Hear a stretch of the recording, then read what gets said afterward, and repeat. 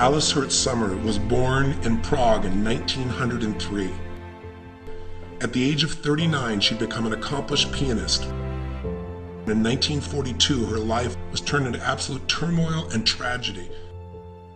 Her entire family was rounded up by the Nazis and sent to concentration camps.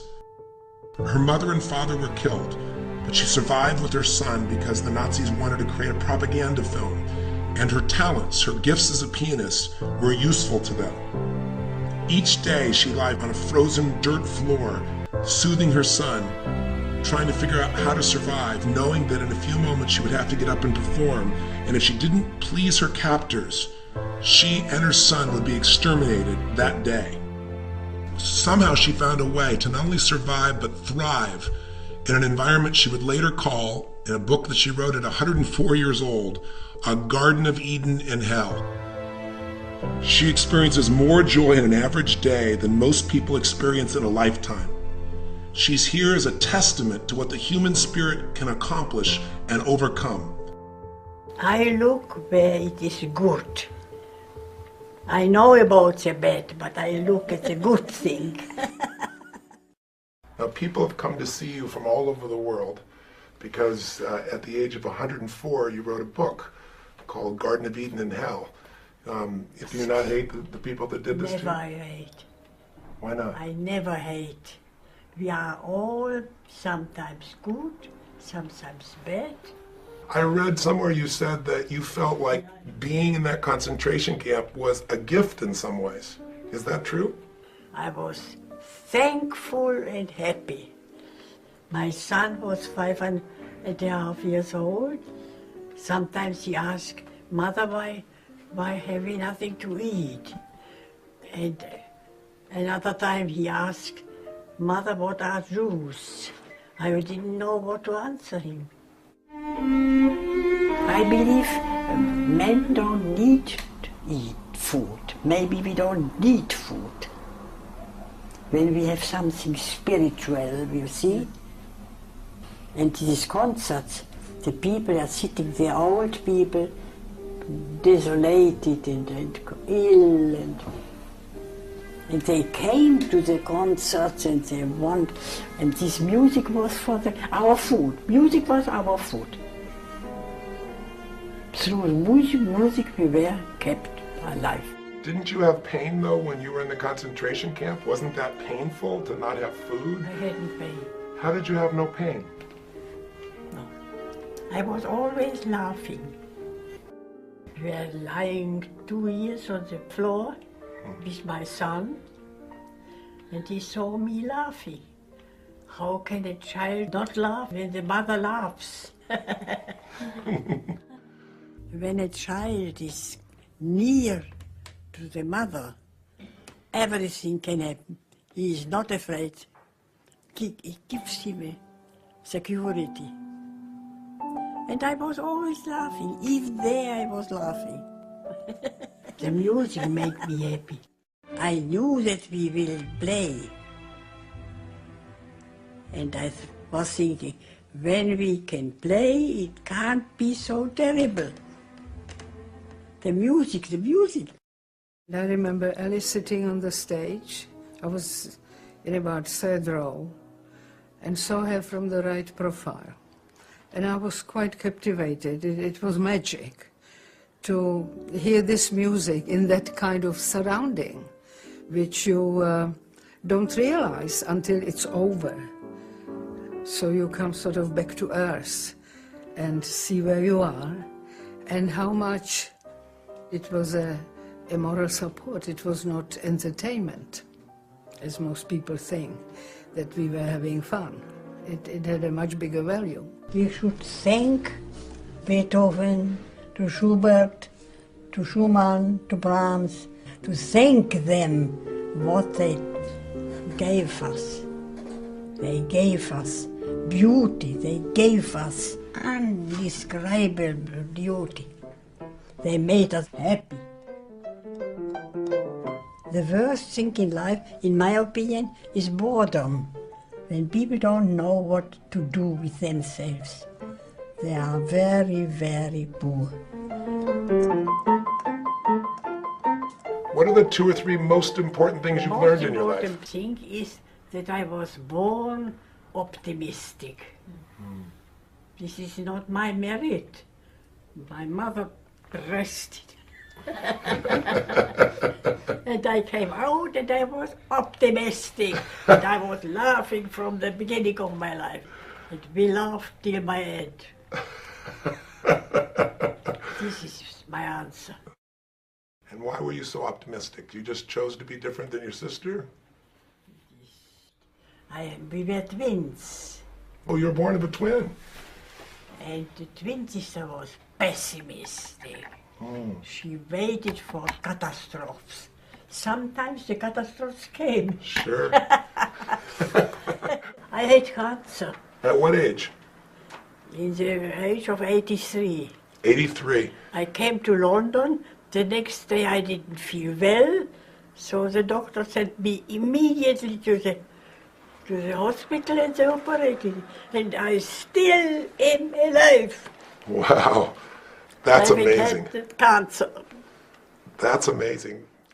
You said your mother taught you 2 very important lessons in life that helped you even in the concentration camp. What did she teach you about gratitude? Complaining doesn't change people. When they complain, Nothing changes.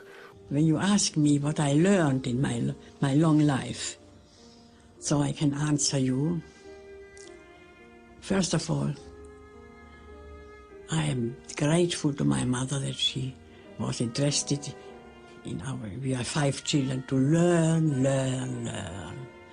to know, this is a basis. And then to be thankful. For instance, as a survivor, as I am with my son, thankful for everything, for being not hungry, being in a good health, of course, seeing the sun, seeing a smile of a smile, a nice word of somebody, Everything is a present. Everything. This I learned, to be thankful for everything.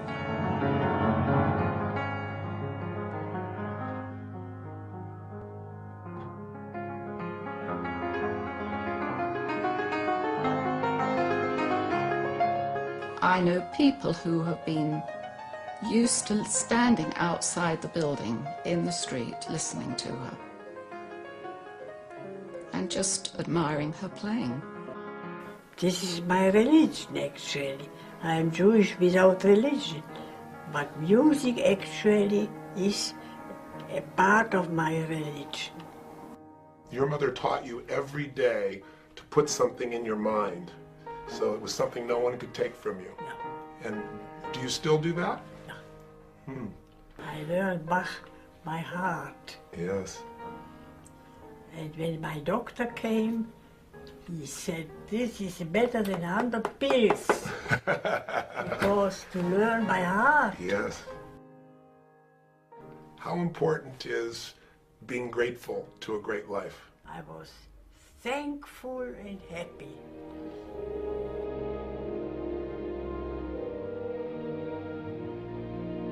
I think backwards. This was beautiful. This was beautiful. Instead of forward, I'm living now backwards. Wouldn't it be wonderful if people thought of a life where you started life by, dying, and then somebody gave you a gold watch, and then you went to work, and you eventually ended life playing with your friends in the yard.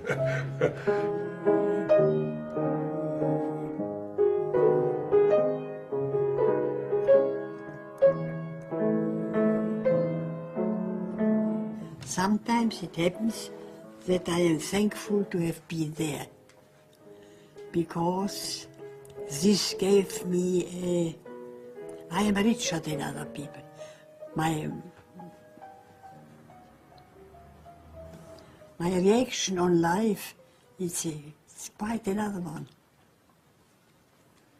All complain, this is terrible. It's not so terrible. We all learn from mistakes. Yes. That's Yes. so. It has to be the bad. Yes. You smile even when you say it has to be the bad. Smile helps a lot. Smiling helps a lot. So out of all the bad, you've learned. You've learned from the bad, and you've focused on the good. That's how you've made your life work. Yeah. That's the essence of optimism, I guess. Absolutely.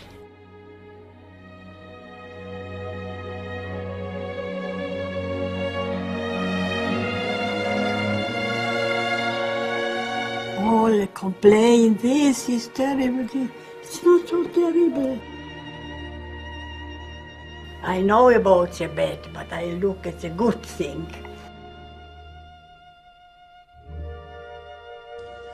Everything is a present.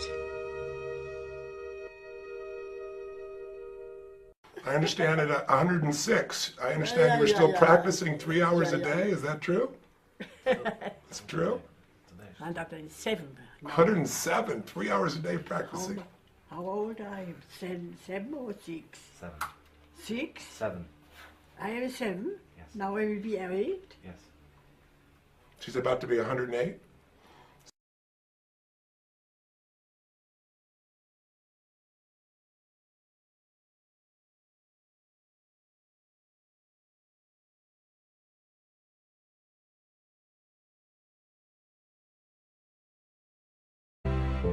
In 1942, her life was turned into absolute turmoil and tragedy.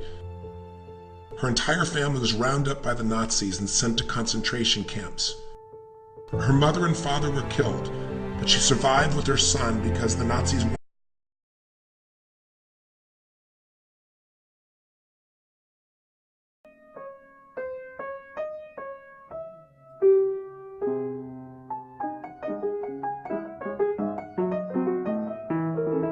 wanted to create a propaganda film, and her talents, her gifts as a pianist, were useful to them. Each day she lay on a frozen dirt floor, soothing her son, trying to figure out how to survive, knowing that in a few moments she would have to get up and perform.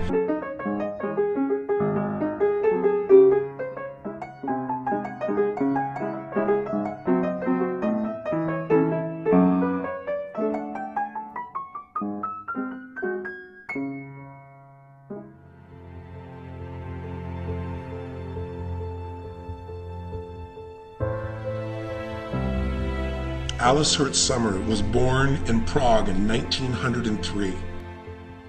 At the age of 39, she'd become an accomplished pianist.